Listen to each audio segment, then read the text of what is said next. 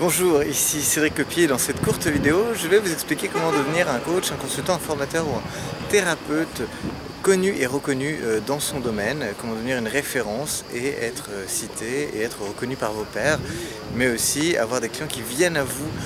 directement simplement par votre nom, parce qu'ils ont entendu parler de vous et parce que vous avez une notoriété et une aura positive dans votre domaine. Alors, ce dont il faut bien se rendre compte, c'est depuis que Google est devenu presque l'outil numéro 1 de recherche sur Internet, c'est aussi un moyen, c'est presque devenu un annuaire aussi pour trouver des professionnels, pour trouver des personnes dans des domaines différents. Et quand vous êtes coach, consultant, formateur ou thérapeute, eh bien Google est un excellent moyen, je dis bien un excellent moyen d'être vu, d'être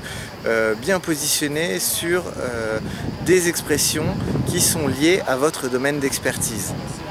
Alors c'est vraiment important d'être bien positionné sur les termes d'expertise.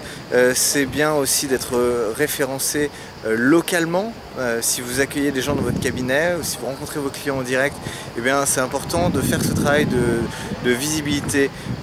locale aussi sur Google. Et pour ça, eh bien, ce qu'il faut que vous fassiez, c'est que vous fassiez en sorte d'avoir un maximum de pages publiées sur Google, sur des sites éventuellement qui ont une bonne notoriété, ou même également sur votre propre site. C'est là idéalement que les gens doivent vous trouver en priorité. Donc il faut que vos noms et prénoms apparaissent à divers endroits sur votre site, mais aussi sur d'autres pages, par exemple sur les pages de réseaux sociaux. Si vous créez votre profil Viadeo, votre profil LinkedIn, si ce sont des endroits où vous avez des chances de trouver des clients potentiels ou des partenaires, eh bien c'est important que vous ayez bien renseigné votre profil sur ces plateformes et que lorsque les gens tapent votre nom et votre prénom dans Google, eh bien qu'ils tombent directement sur un maximum de résultats qui vous référencent,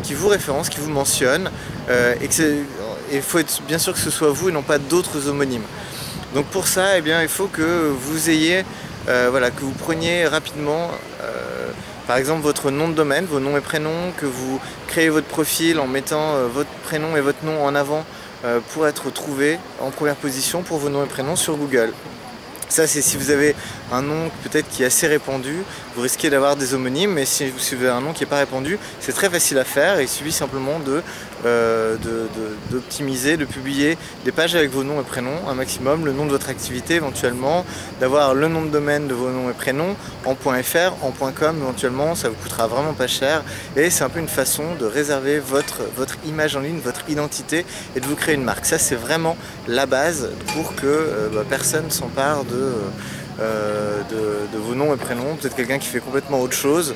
et qui a le même nom, ou le même nom de famille ou le même nom et prénom, eh bien ça c'est important, ça va vous permettre déjà de poser un peu le terrain, les bases de votre présence en ligne en tant qu'expert.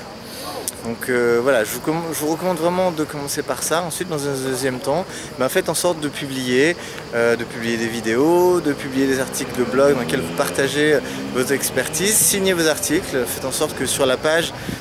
de vos articles, vos noms et prénoms apparaissent avec une courte bio, et ainsi vous allez petit à petit prendre un maximum de place autour de vos noms et prénoms et avoir une aura, beaucoup de contenu publié, ce qui fait que les gens, quand ils vont taper votre nom, ils vont tout de suite tomber sur des choses qui prouvent votre expertise, la mettent en valeur via des articles, via des vidéos, via différents contenus, peut-être des articles invités sur d'autres blogs qui s'adressent à votre public sur des domaines qui sont complémentaires à ce que vous faites. Voilà, c'est comme ça quand vous allez publier, alors ça se fait dans la durée, vous allez ainsi créer votre marque personnelle dans la durée et avoir une forme de visibilité et de reconnaissance en ligne